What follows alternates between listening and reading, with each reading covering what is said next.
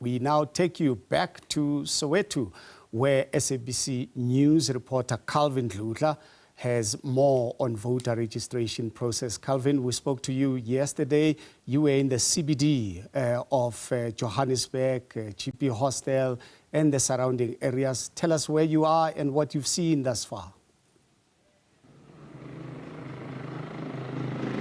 Good afternoon to you and to our SAPC viewers. Actually, we have moved from Soweto. We are now in Brixton, Cosby Academy, to be specific. That is where we are monitoring this voting registration.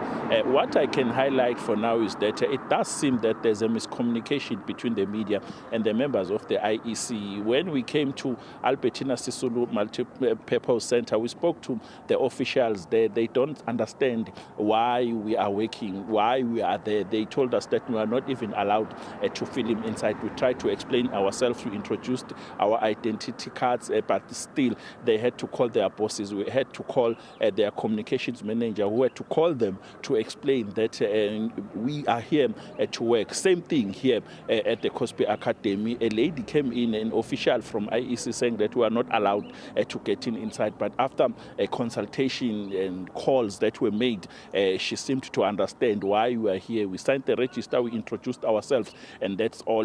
She told us that now we can get inside. I think that is what IEC needs to work on from now before the election, so that their officials can be able to understand that media needs to work.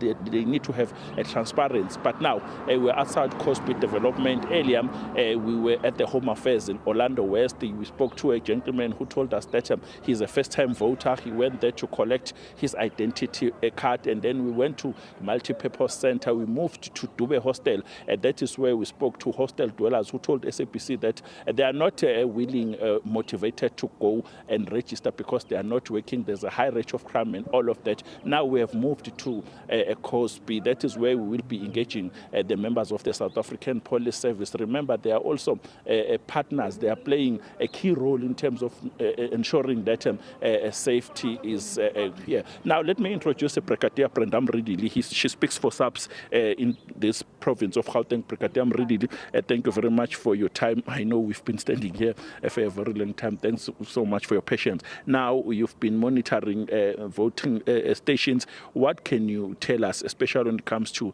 safety? Thank you, Calvin. We have been implementing the Prof Joint's operational plan to ensure that those who go and register at the stations, voting stations, they are doing so in a safe and secure environment. Up to so far, from yesterday, when the registration started, up to now, we only received 2 incidents where cases have been registered. One is of a case of theft that happened overnight in Tsakane, where in Sebokeng, where they broke into one of the voting stations there and installed some of the items from IEC. The case will be registered, and then the detectives who are currently on operation and working, they are following up on information to ensure that they interview the witnesses and people around that area, and they do whatever is necessary to resolve that case. There was also an incident in Tsakane, so for now we only have those incidents that have been reported. Now you can tell us about places like your hostels. Sometimes they become so volatile and violence sometimes erupts in such places. We spoke to some hostel dwellers who told us that during election seasons they experience shooting incidents. I'm sure police are ready for such. We have deployed, remember, with the voting stations, they are rated according to which ones are high risk, which ones are medium, and then which ones are low risk. In terms of deployment also, it speaks to those that are regarded as high risk, then you will see high visibility of police officers as well as other law enforcement agencies. We have Gauteng Traffic that is also on duty, traffic wardens who are working closely also together with the community patrollers to ensure that they multiply the forces that are on the ground. We have the Metro Police officers who are also on the ground. We are monitoring monitoring what is happening across the province through the Prof Joints Command Center, which is here in Brixton. And we will also, as and when there is an incident that happened, like the one that happened during the day, we ensure that there is swift response by the police officers. We have police officers who are static at the voting stations. We have those who are roaming, going from voter stations to another to ensure that there is peace there.